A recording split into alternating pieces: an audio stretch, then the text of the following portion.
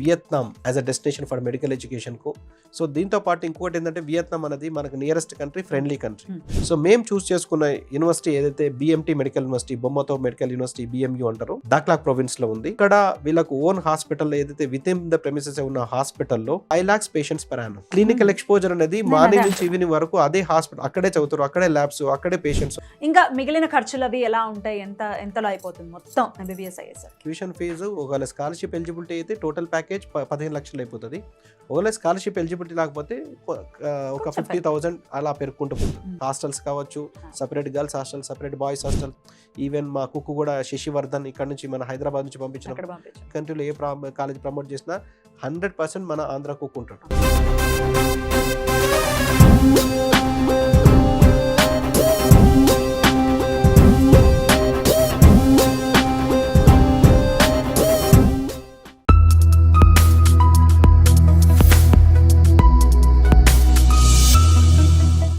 నమస్తే, నేను పద్మిని. ప్రస్తుతంతో పాటు Bhagyalakshmi educational services MD BSS Prasad గారు ఉన్నారు. మాట్లాడదాం. సార్ నమస్తే. సార్ 21 సంవత్సరాల నమ్మకానికి మరో పేరని చెప్పుకోవచ్చు భాగ్యలక్ష్మి ఎడ్యుకేషనల్ సర్వీసెస్.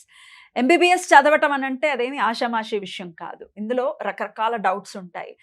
మధ్యతరగతి వాళ్ళకి వాళ్ళు కనేటటువంటి కళలు సాకారం అవ్వటానికి భాగ్యలక్ష్మి ఎడ్యుకేషనల్ సర్వీసెస్ డెఫినెట్గా చాలా పెద్ద పాత్ర పోషిస్తుందని చెప్పడంలో ఎటువంటి అతిశక్తి లేదు. వేలాది మంది స్టూడెంట్స్ మీరు ఇచ్చే సర్వీసెస్ మీ ద్వారానే MBBS కళని సాకారం చేసుకున్నారు. అందుకు వాళ్ళందరి తరపున కృతజ్ఞతలు. సో ఎక్కడెక్కడ ఏ కంట్రీస్లో మన సర్వీసెస్ అనేది అవైలబుల్గా ఉన్నాయి? ఎందుకంటే ఇండియాలో ప్రాక్టీస్ చేయటం, ఇండియాలో చదవటం అనేది డెఫినెట్గా పై తరగతి వాళ్ళకైతే ఓకే, కానీ మధ్య తరగతి వారికి అది తీరని కలగానే ఉంది.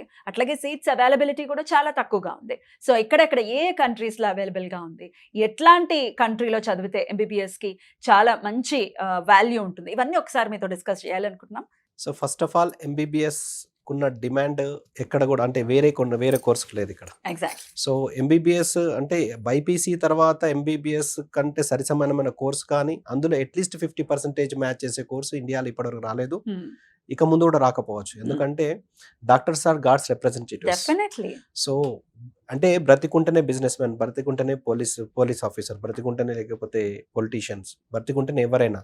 సో ఆ బ్రతుకు చావుకు మధ్యలో వారధి లాంటి వాడు ఒక డాక్టర్. ఒక ఊర్లో ఒక డాక్టర్ ఉంటే ఊరు మొత్తం ప్రశాంతంగా ఉంటుంది. నాకేమన్నా అయితే నా డాక్టర్ ఉన్నాడు అని, మా అమ్మాయి డెలివరీ అయితే, లేకపోతే మా నాన్నకి ఏమైనా హార్ట్ అటాక్ అవుతాయి. సో ఈ భరోసా అనేది ఒక డాక్టర్ తప్పించి ఇంకెవరు కూడా ఇవ్వలేరు. సో 2019-20లో చూసుకుంటే 7 lakhs, 11 lakhs, 18 lakhs అలా అంచెలంచెలుగా కాంపిటీషన్ పెరుగుకుంటూ 26 lakhs అవుతుంది. ఈ 26 lakhs ఎవరు అంటే కొత్త స్టూడెంట్స్ కాదు. గమనించాల్సిన విషయం, వీళ్ళందరూ కూడా కొత్త స్టూడెంట్స్ తో పాటు 1 year long term, 2 year long term, 3 year long term, 4 year long terms చేసి వాళ్ళందరూ కూడా అక్యుములేట్ అయిన ఈ సంఖ్య ఎంతకు పెరిగింది. కాకపోతే తెలుసుకోవాల్సిన విషయం ఏంటంటే, ఎవరైనా డాక్టర్ అవుదాం అనుకుంటే ఇమీడియట్ గా స్టార్ట్ చేయాల్సిన అవసరం ఉన్నది. సో ఫస్ట్ టైం ఒకవేళ నియరెస్ట్ గా ర్యాంక్ వచ్చింది అంటే ఇంకొక అటెంప్ట్ చేయడంలో తప్పులేదు. కానీ ఫార్ అవే ఉంటే ర్యాంక్ చాలా తక్కువ మార్క్స్ వచ్చి జస్ట్ క్వాలిఫై అవుతే వాళ్ళు అటెంప్ట్స్ మీద అటెంప్ట్స్ సంవత్సరాల తరబడి వేస్ట్ చేయడము, దానికి లాంగ్ టర్మ్ సంబంధించిన డబ్బు వేస్ట్ చేయడం అనేది అంత ఆమోదయోగ్యం కాదని నా ఉద్దేశం. డెఫినెట్లీ. సో ఇక్కడ కాదు, ఇంటర్నేషనల్ లెవెల్లో కూడా డాక్టర్ కు ఆ డిమాండ్ అలానే ఉంది. ఎందుకంటే ప్రాణాలు రక్షించేవాడు డాక్టర్. ఆరోగ్యంగా ఉంటేనే మనం ఏదైనా అనుభవించడానికి ఉంటది. ఒక డాక్టర్ తప్పించి ఇంకెవరు కూడా చేతులెత్తి దండం పెట్టారు. ప్రతి ఒక్కడు ఏదో ఒక సందర్భంలో చేతులెత్తి దండం పెట్టాల్సిందే. డాక్టర్ మాత్రం ఇంకెవరు కూడా మనస్ఫూర్తిగా దండం పెట్టేది ఓన్లీ డాక్టర్. అందుకని అంత డిమాండ్ ఉన్నది. అయితే ఇక్కడ కంపేర్ చేసుకుంటే అండి, ఇక్కడ అయ్యేటటువంటి ఖర్చు ఒక డాక్టర్ ఒక MBBS అయ్యి ఒక మంచి స్పెషలైజేషన్ ఏదైనా చెయ్యాలి అని అంటే మనకు తెలుసు కోట్లలో విషయమే అది. కానీ ఫారిన్ కంట్రీస్లో డెఫినెట్గా ఖర్చు చాలా తగ్గుతుంది అని మేము వింటూ ఉంటాం. మీరు ఏ కంట్రీస్లో సర్వీసెస్ని అందిస్తూ ఉన్నారు? సో ఇక్కడున్న కాంపిటీషన్లో 70,000 అవైలబుల్ సీట్స్ ఉన్నాయి, ఫ్రీ సీట్స్. 1,36,000 ఓవరాల్ సీట్స్ లో 70,000 ఫ్రీ సీట్స్ ఉన్నాయి. అందరి టార్గెట్ కూడా ఫ్రీ సీట్స్ గురించి. మేనేజ్మెంట్ కోటా అయితే 60 to 70 lakhs అవుతుంది మినిమం. NRI కోటా అయితే 1 to 1.5-2 crores అవుతుంది. కాబట్టి అంత డబ్బు కేటాయించడం కూడా వీలు కాదు. ఆ కాంపిటీషన్ లో అందరు కూడా సీట్స్ రావు. సో ఇటువంటి సందర్భాల్లో ఎంబీబీఎస్ అబ్రాడ్ అనేది ఆల్టర్నేట్. ఇప్పుడు కొత్తగా ఇంట్రొడ్యూస్ చేసింది కాదు. చాలా సంవత్సరాలుగా మన స్టూడెంట్స్ బయటికి వెళ్తున్నారు, ఎంబీబీఎస్ అవుతున్నారు, ఇక్కడికి వస్తున్నారు, ప్రాక్టీస్ చేస్తున్నారు, పీజీ చేస్తున్నారు. ఇదంతా జరుగుతున్న విషయం, ఇప్పుడు కొత్త విషయం కాదు. కాకపోతే 2021 నవంబర్ 18 నుంచి చాలా నామ్స్, రెగ్యులేషన్స్ అవన్నీ కూడా మారినాయి. దానికి అనుగుణంగా వెళ్ళి బయట చదువుకోమని చెప్తున్నారు. వ్యాలిడ్ డిగ్రీ కావాలంటే అంతకన్నా ముందు 2021 నవంబర్ 18 కన్నా ముందు ఏ కంట్రీకి వెళ్ళి చదివినా, ఏ లాంగ్వేజ్ లో చదివినా, ఎంత డ్యూరేషన్ చదివినా కానీ ఇండియాలో వచ్చిన తర్వాత ఎఫ్ఎంజీ పాస్ అవుతే ప్రాక్టీస్, ఎఫ్ఎంజీ పాస్ అయితే పీజీ చేయడానికి అర్హత ఉండేది. కానీ 2021 నవంబర్ 18 తర్వాత ఒక గెజెట్ అఫీషియల్ గా వాళ్ళు రిలీజ్ చేయడము, మన ఇండియన్ గవర్నమెంట్ వాళ్ళు, దానిలో 4A 4B అనే ఒక ఇంపార్టెంట్ పాయింట్స్ వాళ్ళు ఎంబీబీఎస్ అబ్రాడ్ విషయంలో FMGL regulation, foreign medical graduate licensing సంబంధించిన రెగ్యులేషన్స్ వాళ్ళు పొందుపరచడము. 4A 1 2 3 4 అంటే 54 months of duration and 12 months of internship in the same university and medium of instruction English, and ఇండియాలో చదువుతున్న ఏదైతే సబ్జెక్ట్స్ ఉన్నాయో అవి మాత్రమే చదవాలి. 4B అంటే ప్రొఫెషనల్ రెగ్యులేటరీ బాడీలో, అక్కడ ప్రొఫెషనల్ రెగ్యులేటరీ బాడీ మనది ఏదైతే నేషనల్ మెడికల్ కమిషన్ ఉందో ఆ విధంగా ప్రొఫెషనల్ రెగ్యులేటరీ బాడీ ఇంటర్నేషనల్ లెవెల్లో ఏ కంట్రీకి వెళ్తున్నామో అక్కడ ప్రొఫెషనల్ రెగ్యులేటరీ బాడీలో రిజిస్ట్రేషన్ చేసుకోవాలని, లేకపోతే అక్కడి స్టూడెంట్స్ కి సరి సమానంగా ప్రాక్టీస్ చేసుకోవడానికి అనుమతించబడాలి. అప్పుడే మేము అనుమతిస్తామని ఒక స్ట్రిక్ట్ రూల్స్ పెట్టినాం. అప్పటి నుంచి చాలా కంట్రీస్ డిజాల్వ్ అయిపోయినాయి, చాలా కంట్రీస్ డిస్క్వాలిఫై అయిపోయినాయి. ఎందుకంటే డ్యూరేషన్ విషయంలో ఫిలిప్పీన్స్ పొజిషన్ లేదు, లాంగ్వేజ్ విషయంలో చైనా కావచ్చు, అట్లా చాలా కంట్రీస్ డిస్క్వాలిఫై అయినాయి. ఎట్ ద సేమ్ టైం కొన్ని కంట్రీస్ యాడ్ అయినాయి. సో మేము చూస్ చేసుకున్న కంట్రీస్ లో వచ్చేసి డిస్టర్బెన్స్ రాలేదు, అసలే డిస్టర్బెన్స్ రాలేదు. మేము చూస్ చేసుకున్న ఏ కంట్రీ కూడా డిస్టర్బెన్స్. మేము చేస్తున్న కంట్రీస్ వచ్చేసి జార్జియా, వియత్నాం అండ్ ఉజ్బెకిస్తాన్. ఇప్పుడు సో జార్జియా ఫస్ట్, ఇప్పుడు కొత్తగా కాదు, దాదాపు 10-15 సంవత్సరాల కింద నుంచి నా షోస్ అన్ని కూడా చూడొచ్చు. ప్రతి షోలో సేమ్ ఒకటే దాని గురించి, జార్జియా గురించి చెప్పడం జరుగుతున్నది. ఆ రోజు ఏదైతే చెప్పానో అదే విధంగా స్టూడెంట్స్ వెళ్తున్నారు, సక్సెస్ఫుల్ గా చదువుతున్నారు, చదివి పాస్ అయ్యి ఇక్కడ ప్రాక్టీస్ కానీ పీజీ కానీ ఇంటర్నేషనల్ ప్రాక్టీస్ కానీ పీజీ కానీ చేస్తున్నారు. అదొక హిస్టరీ మిగిలిపోయింది జార్జియా. ఇప్పుడు కొత్తగా నేను జార్జియా గురించి మంచిగా ఉన్నది అని చెప్పడానికి లేదు, ఇప్పటి నుంచో చెప్తున్నా అదే జరుగుతున్నది. కొత్తగా చెప్పడానికి కూడా ఏం లేదు. జార్జియా విషయంలో అదొక favourite destination for Indian student. మనము వియత్నాం అంటే ఈ గెజెట్ వచ్చిన తర్వాత చాలా కంట్రీస్ డిస్క్వాలిఫై అయిపోయాయని చెప్పాను.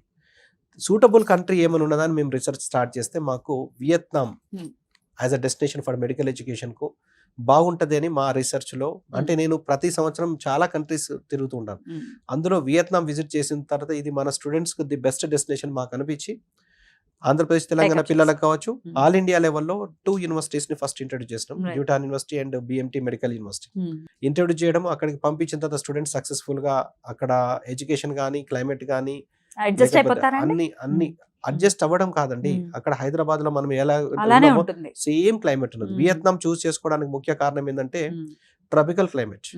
24 hours 365 days మీరు హైదరాబాద్ లో ఉంటే ఏదైతే వాతావరణాన్ని, లేకపోతే వైజాగ్, విజయవాడ ఏదైతే వాతావరణాన్ని ఎక్స్పీరియన్స్ చేస్తున్నామో సేమ్ వాతావరణం మనకు అక్కడ వియత్నాం ఉంటుంది. ఎందుకు మెడికల్ ఎడ్యుకేషన్ అంటే more than this, students adapt అవ్వడం అనేది చిన్న విషయము. More than that medical education సంబంధించిన విషయం ఏది, క్లైమాటిక్ సిచ్యువేషన్స్ అనేది సేమ్ క్లైమేట్ ఉంటే సేమ్ డిసీజ్ ప్యాటర్న్ ఉంటుంది. అక్కడ ఈ డిసీజ్ ని డయాగ్నోసిస్ సిస్టమ్ కావచ్చు, దానికి ఇచ్చే మెడికేషన్ కావచ్చు, దాని వల్ల ట్రీట్మెంట్ కావచ్చు, ఎవ్రీథింగ్ కూడా సేమ్ ఉన్నది. కాబట్టి అక్కడ ఇంకొక ముఖ్య విషయం ఏంటంటే Vietnam 15th most populated country in the world. దాంతో పాటు పాపులేషన్ డెన్సిటీ ఇంపార్టెంట్.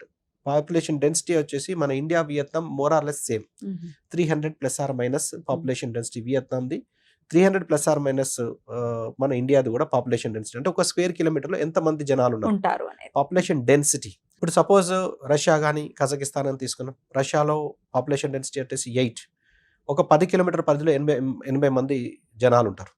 కజకిస్తాన్లో ఒక 10 కిలోమీటర్ పరిధిలో 50 మంది ఉంటారు. మన ఇండియాలో 3000 మంది ఒక 10 కిలోమీటర్ల పరిధిలో ఉంటారు. వియత్నాంలో దాదాపు 3000 మంది ఉంటారు. దీనిలో రష్యాలో, కజకిస్తాన్లో ఈ 80 మంది 50 మందిలో ఎంతమందికి డిసీజ్ వస్తుంది, ఎంతమంది హాస్పిటల్స్కి వెళ్తారు, అందులో ఎంతమంది మన స్టూడెంట్స్ చదువుతున్న హాస్పిటల్కి వెళ్తారు, అందులో అందరికి స్టూడెంట్స్ కు ఆ పేషెంట్స్ డిస్ట్రిబ్యూట్ చేసిన మన స్టూడెంట్ ఎంతమంది ఏం మిగిలిన. అదే ఇండియాలో, అందుకనే ఇండియన్ మెడికల్ ఎడ్యుకేషన్ సిస్టమ్ అనేది ఆల్వేస్ ది బెస్ట్. ఇక్కడ ఫ్రీ సీట్ దొరికిందంటే, ఇక్కడ ఒక అఫోర్డబిలిటీ ఉంటే ఇక్కడే చేయడం, దీన్ని ఎప్పుడు కూడా కామెంట్ చేయడానికి లేదు. ఇండియాలో ఎందుకంటే నెంబర్ ఆఫ్ పేషెంట్స్ ఎక్కువ ఉంటారు, disease wide variety of diseases ఉంటాయి, దాన్ని ట్రీట్ చేసే అవకాశం ఇక్కడ చదువుతున్న స్టూడెంట్స్ దొరుకుతుంది. That is what happening in case of Vietnam. దాని వల్ల డిసీజ్ పాపులేషన్ డెన్సిటీ ఎక్కువ ఉండడం వల్ల పేషెంట్ పొటెన్షియాలిటీ ఎక్కువ ఉంటుంది, మోర్ క్లినికల్ ఎక్స్పోజర్ డెఫినెట్లీ ఉంటుంది. సో మేము చూస్ చేసుకున్న యూనివర్సిటీ ఏదైతే బిఎంటీ మెడికల్ యూనివర్సిటీ, బొమ్మతో మెడికల్ యూనివర్సిటీ, బిఎంయు అంటారు, బొమ్మతో మెడికల్ యూనివర్సిటీ దాక్లాక్ ప్రొవిన్స్లో ఉంది.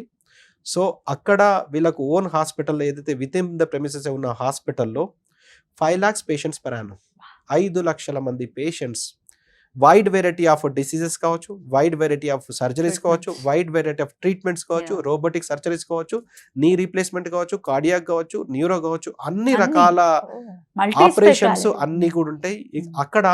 ఇంకొక యశోద, ఇంకొక అపోలో ఆ ఫీల్ వస్తుంది. లోపలికి ఎంటర్ అవుతూనే మనకు కూర్చోవడానికి కాదు కదా, నిలబడడానికి కూడా అక్కడ ప్లేస్ దొరకదు. అంత పెద్ద హాస్పిటల్ మేము చూస్ చేసుకున్న యూనివర్సిటీ బిఎంటీ, వైడ్ ఎక్స్పోజర్ ఉంటుంది స్టూడెంట్, వైడ్ ఎక్స్పోజర్ ఖచ్చితంగా ఉంటుంది. ఆ పేషెంట్స్ అందరు ఎవరు మళ్ళీ మనలాంటి డిసీజెస్, మనలాంటి ఏదైతే ప్యాటర్న్ ఉన్నవాళ్ళు. కాబట్టి అక్కడ ఉన్న స్టూడెంట్స్ కు అది ఎక్స్క్లూజివ్ మెడికల్ యూనివర్సిటీ. సో అక్కడ ఉన్న లిమిటెడ్ నెంబర్ ఆఫ్ స్టూడెంట్స్ ని వాళ్ళు రిక్రూట్ చేసుకుంటారు. అక్కడ ఉన్న స్టూడెంట్స్ కు ఇక్కడ ఆ పేషెంట్స్ ని హ్యాండిల్ చేయడం కష్టం అవుతుంది. ఎంత చాలా మంది కదా పేషెంట్స్ ని హ్యాండిల్ చేయడం. క్లినికల్ ఎక్స్పోజర్ అనేది మార్నింగ్ నుంచి ఈవినింగ్ వరకు అదే హాస్పిటల్, అక్కడే చదువుతారు, అక్కడే ల్యాబ్స్, అక్కడే పేషెంట్స్, అక్కడే మొత్తం ఉండడం వల్ల ఎండ్ ఆఫ్ ద డే ఖచ్చితంగా కావాలి. ఆ యూనివర్సిటీని ఆల్ ఇండియా లెవెల్లో ఎక్స్క్లూజివ్ గా ఇంట్రొడ్యూస్ చేయడము, ఆల్ ఇండియా లెవెల్ ఎక్స్క్లూజివ్ గా ప్రమోట్ చేయడము భాగ్యలక్ష్మి ఎడ్యుకేషన్ సర్వీసెస్ ద్వారా ఉన్నది. మరి ఇంత చెప్పారు కదా, అఫోర్డబిలిటీ ఏంటి అనే క్వశ్చన్ డెఫినెట్ గా పేరెంట్స్ లో వస్తుంది. మేము అఫోర్డ్ చేయగలమా, ఎందుకంటే మిడిల్ క్లాస్ లో ఉన్నామండి, కానీ వీడికి ప్యాషన్ ఉంది, మా పిల్లవాడికి ప్యాషన్ ఉంది, మా అమ్మాయికి ప్యాషన్ ఉంది, అఫోర్డ్ చేయగలమా? అఫోర్డ్ ఖచ్చితంగా చేయగలం. $5,000 పర్ ఇయర్ లాగా దీని ఫీజు వచ్చేసి, అంటే $2,500 పర్ సెమిస్టర్ లాగా పే చేసుకోవచ్చు. కానీ ఇక్కడ ఒక బ్యూటీ థింగ్ ఉంది. ఈ సంవత్సరం నుంచి వాళ్ళ స్కాలర్షిప్స్ ఇంట్రొడ్యూస్ చేశారు. So 5 levels of scholarships, 50, 40, 30, 20, 10. అంటే 50% ఆఫ్ స్కాలర్షిప్ ఎలిజిబిలిటీ ఉన్న వాళ్ళకు 50% ట్యూషన్ ఫీజ్ వివర్. అదే విధంగా 40% వివర్షిప్, 30% వివర్షిప్ ఉన్న వాళ్ళకు అంటే 2,500, 3,000, 3,500, 4,000 అలా డిఫరెంట్ లెవెల్స్ ఆఫ్ స్కాలర్షిప్స్ ఉన్నాయి. సో ఒకవేళ 50% స్కాలర్షిప్ ఎలిజిబిలిటీ ఉంటే 50% ఆఫ్ దిస్ ఫీజ్ పే చేస్తే సరిపోతుంది. అంటే $1,250 పర్ సెమిస్టర్ లాగా పే చేసుకోవచ్చు. సో దట్ వీళ్ళు 14 to 15 lakhs టోటల్ ప్యాకేజ్ లో ఎంబీబీఎస్ కంప్లీట్ చేసుకోవచ్చు. సో అంత తక్కువలో అయిపోయే అవకాశం ఉంది. మరి స్కాలర్షిప్ ఎలిజిబిలిటీ ఏంటిది? సో వీళ్ళ అకాడమిక్ పర్ఫార్మెన్స్ కావచ్చు, అటెండెన్స్ కావచ్చు, వీళ్ళ యాటిట్యూడ్ కావచ్చు, అక్కడ బిహేవియర్ కావచ్చు, ఇవన్నీ కన్సిడరేషన్ తీసుకొని వీళ్ళు ఖచ్చితంగా అటెండెన్స్ ఉండి ప్రతి క్లాస్ అటెండ్ చేసి వాళ్ళ అకాడమిక్ పర్ఫార్మెన్స్ లో కూడా మార్క్స్ ఎక్కువ వస్తే అటువంటి సెగ్మెంట్ లోపల వీళ్ళకు కన్సిడర్ చేస్తారు.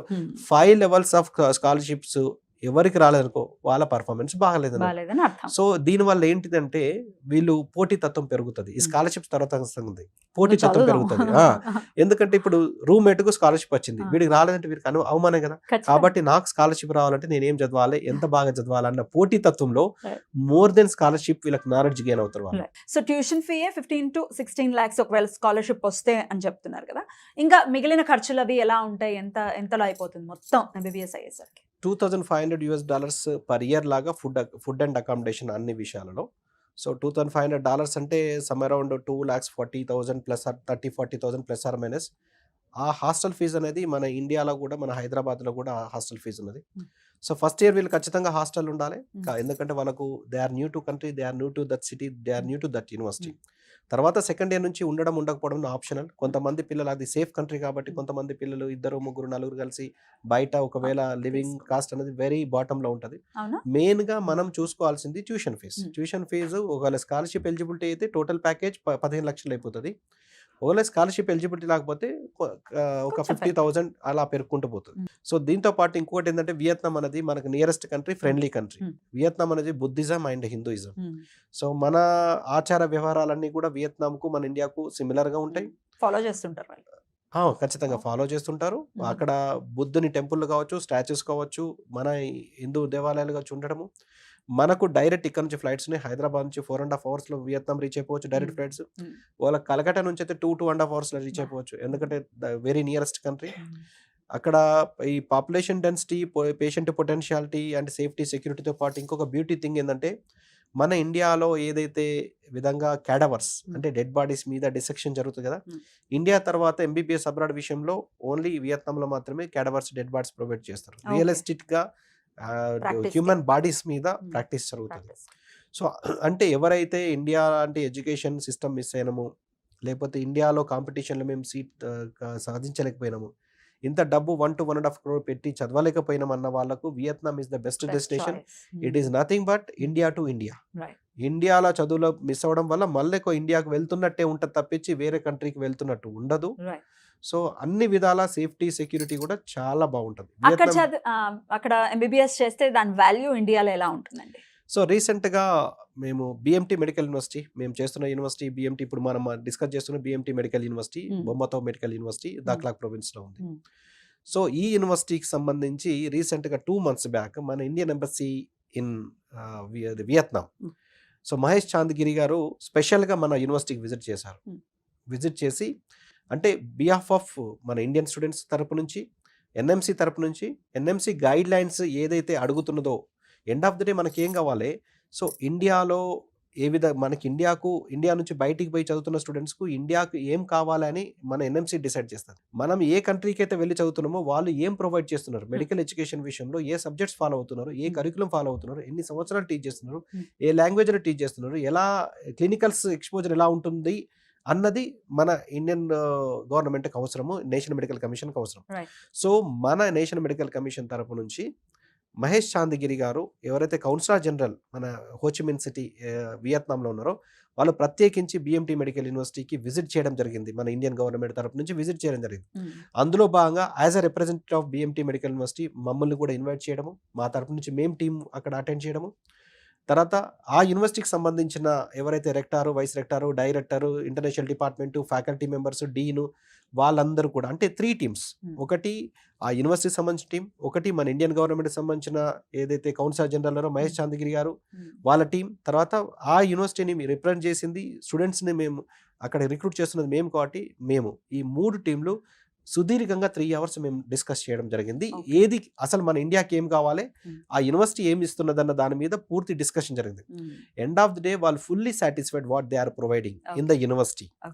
సో మన ఇండియన్ గవర్నమెంట్కి ఏదైతే 54 months ఆఫ్ డ్యూరేషన్ కావాలో అది బిఎంటీ మెడికల్ యూనివర్సిటీలో ఉన్నది. మన ఇండియాకి ఏ విధంగా అయితే 12 months ఆఫ్ ఇంటర్న్షిప్ సేమ్ యూనివర్సిటీలో కావాలో వాళ్ళకి సొంత hospital with 5 lakhs patients per Yanam ఉందో అది బిఎంటీ మెడికల్ యూనివర్సిటీలో ఉంది. మీడియం ఆఫ్ ఇన్స్ట్రక్షన్ 100% ఇంగ్లీష్ మీడియంలో ఉన్నది. తర్వాత మన సబ్జెక్ట్స్ వాళ్ళు యాజ్ ఇట్ ఈస్గా వాళ్ళు ఇంప్లిమెంట్ చేస్తున్నారు. అది కూడా వాళ్ళు రిటర్న్గా వాళ్ళు మన ఇండియన్ గవర్నమెంట్కు రిటర్న్గా వాళ్ళు లెటర్ పంపించారు. మేము మీరు చెప్పిన విధంగా నేషనల్ మెడికల్ కమిషన్ ఏదైతే రిక్వైర్మెంట్ ఉందో మన స్టూడెంట్స్కు ఫుల్ఫిల్ చేస్తున్నాము అని వాళ్ళు రిటర్న్గా రాసి స్టాంప్ వేసి సిగ్నేచర్ పెట్టి మన రెక్టర్ వాళ్ళకి సబ్మిట్ చేయడం జరిగింది. అయిపోయిన తర్వాత మన క్రెడెన్షియల్స్ అన్ని మన స్టూడెంట్స్ క్రెడెన్షియల్స్ అన్ని కూడా ప్రొఫెషనల్ రెగ్యులేటరీ బాడీలో రిజిస్టర్డ్ అవుతున్నాయని, అయిపోయిన తర్వాత అక్కడ ప్రాక్టీస్ చేసుకోవడానికి కూడా మన వియత్నాం అనుమతిస్తుంది మన ఇండియన్ స్టూడెంట్స్ కానీ వాళ్ళు. So total duration of the course వచ్చేసి 6 years, 5 years of course, 1 year of internship, English medium of instruction అనేది పూర్తి నిర్ధారించి పూర్తి వాళ్ళు డిస్కస్ జరిగింది. ఎట్ ద సేమ్ టైం ఈ మహేష్ చాంద్గిరి గారు ఎవరైతే కౌన్సిలర్ జనరల్ ఉన్నారో వారు, తర్వాత నేను స్టూడెంట్స్ అందరికి ఒక మీటింగ్ కండక్ట్ చేసి ఒక 1 hour స్టూడెంట్స్కి అందరికి కూడా క్లియర్గా ఎక్స్ప్లెయిన్ చేసినాం. సో మీరు ఈ యూనివర్సిటీలో మీరు చదవడంలో మీకు అదృష్టవంతులని అతనే అన్నారు, నేను అనడం కాదు.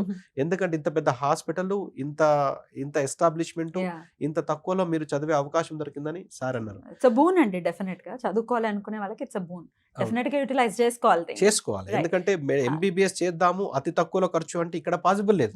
డాక్టర్ అవుదాము నెరవేరాలి అని అంటే ఉంది మీకు ఆప్షన్. అవును. సో అది వియత్నాంలో ఉంది కాబట్టి ఖచ్చితంగా దాన్ని సద్వినియోగపరచుకోవచ్చు. సో అక్కడ ప్రాక్టీస్ చేయొచ్చు, ఇక్కడికి వచ్చి కూడా ప్రాక్టీస్ అనేది మొదలు పెట్టుకోవచ్చు. స్పెషలైజేషన్ చేయాలి అనుకుంటేనండి ఒకటండి, ఎంబీబీఎస్ అబ్రాడ్ విషయంలో ఎంబీబీఎస్ వరకు మాత్రమే ఏదైతే 4A 4B ఉందో అది applicable. Most of the time ఇక్కడ ఎంబీబీఎస్ సీట్స్ తక్కువ ఉండడము, దీని గురించి మనం వేరే ఆప్షన్స్ అనేది ఎంబీబీఎస్ అబ్రాడ్ చూస్ చేసుకున్నాం. ఎంబీబీఎస్ అయిపోయిన తర్వాత ఇంటర్నేషనల్ లెవెల్లో ఎలా ప్రాక్టీస్, ఎలా పీజీ చేయాలన్నది ఇంపార్టెంట్. సో మన ఇండియన్ గవర్నమెంట్ వచ్చేసి 5 countries లో పీజీ చేస్తే అది ఇక్కడ రికగ్నైజ్ అవుతుంది. అది US, UK, Canada, Australia, New Zealand. మళ్ళీ చెప్తున్నాను, US, UK, Canada, Australia, New Zealand ఈ 5 countries లో పీజీ చేస్తే ఆ పీజీ అనేది అఫీషియల్ ఇక్కడ రికగ్నైజ్ అవుతుంది. ఎటువంటి ఎగ్జామ్ రాయాల్సిన అవసరం లేదని చెప్పి మన నేషనల్ మెడికల్ కమిషన్ అఫీషియల్గా ఎంబీబీఎస్ అబ్రాడ్ అనే ఆప్షన్లో వాళ్ళు పొందుపరచడం జరిగింది. ఎంబీబీఎస్ అబ్రాడ్ అంటే స్టూడెంట్స్ టు స్టడీ అబ్రాడ్ అనే ఆప్షన్లో ఇది ఉంది, నేను చెప్పిన విషయం ఉంది. సో దాని ప్రకారము ఒకవేళ US లో కానీ ఈ ఏదైతే 5 countries లో చేయాలంటే ఏదైతే యూనివర్సిటీలకు వెళ్ళి మనం చదువుతున్నామో ఎంబీబీఎస్ అబ్రాడ్, ఆ యూనివర్సిటీకి లేదా మనం ఇండియాలో చదివినా కానీ ఆ రూల్స్ అప్లికబుల్. ఆ యూనివర్సిటీకి WDMS.org, world director of medical schools, అది అది WHO ఆధ్వర్యంలో ఉన్న వెబ్సైట్ అది. అందులో ప్రతి కంట్రీకి సంబంధించిన, ప్రతి యూనివర్సిటీకి సంబంధించిన పూర్తి సమాచారము ఒక్కొక్క పేజ్ ప్రతి యూనివర్సిటీకి అక్కడ కేటాయించడం జరుగుతుంది. అందులో ఆ యూనివర్సిటీకి సంబంధించిన పేజ్లో స్పాన్సర్ నోట్లో ECFMG USA, medical council of Canada note ఉంటే యుఎస్లో కానీ కెనడాలో కానీ పీజీ చేయడానికి అర్హత ఉంటుంది. ఆ యూనివర్సిటీకి ఆ ఎలిజిబిలిటీ ఉంటాయి. అదర్వైజ్ ఒకవేళ ఆ పేజ్లో అది లేకపోతే, స్టూడెంట్కి ఎంత నాలెడ్జ్ ఉన్నా, ఎంత ప్రిపేర్ అయినా, ఆ యూనివర్సిటీకి ఆ ఎలిజిబిలిటీ లేకపోతే స్టూడెంట్ అక్కడ పీజీ చేయడానికి అర్హత లేదు. ఇవన్నీ స్టూడెంట్స్ కూడా ఖచ్చితంగా తెలుసుకోవాల్సిన విషయాలు.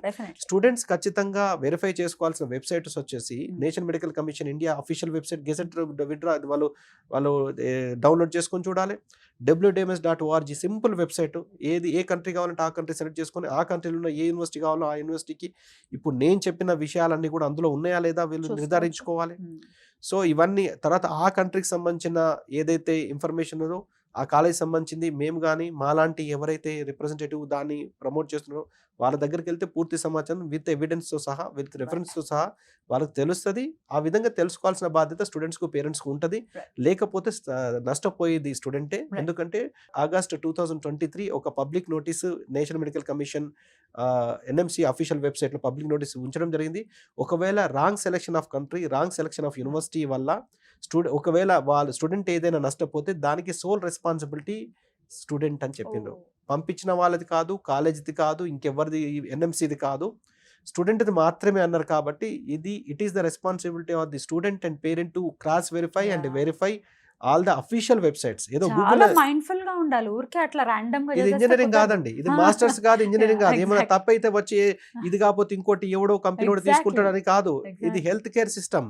సో ఇక్కడ ఎందుకు ఇంత జాగ్రత్తగా ఉన్నదంటే it's directly related to Indian health care system.